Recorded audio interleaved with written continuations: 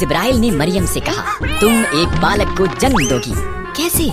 मरियम ने पूछा। मेरा तो विवाह नहीं हुआ है। परमेश्वर का पवित्र आत्मा तुम पर आएगा, बालक परमेश्वर का पुत्र होगा। मरियम ने उस पर विश्वास किया। मरियम की मंगनी यूसुफ के साथ हुई थी, पर उसने उसकी कहानी पर विश्वास नहीं किया, इसलिए स्वर्गदूत उसके पास भी आया।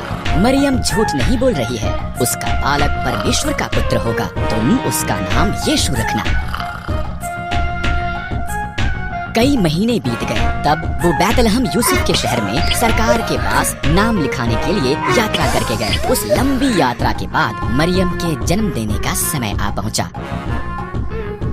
बैतलहम में सभी सराएं भरी हुई थी।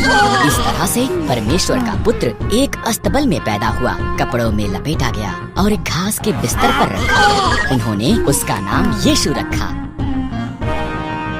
उस रात को एक स्वर्गदूत बैतलहम के निकट पहाड़ियों में कुछ चरवाहों पर प्रकट हुआ।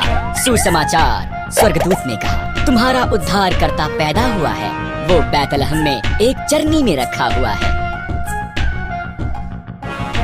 अचानक और स्वर्गदूत प्रकट हुए, इतने ज्यादा कि उनसे पूरा आकाश भर गया। आकाश में परमेश्वर की महिमा। उन सब ने गीत गाया, पृथ्वी पर उन मनुष्यों में जिनसे वो प्रसन्न है शांति हो। जब स्वर्गदूत चले गए, चरवाहे जल्दी से बैतलहम के लिए निकले।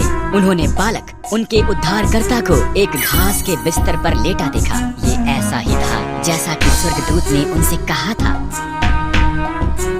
चरवाहों के यीशु को देखने के बाद वो शहर में से होकर गए। वो बहुत उत्साहित थे। उन्होंने जो हुआ था वो सबको बताया और उन्होंने परमेश्वर की उस सब के लिए जो उसने किया था प्रशंसा की।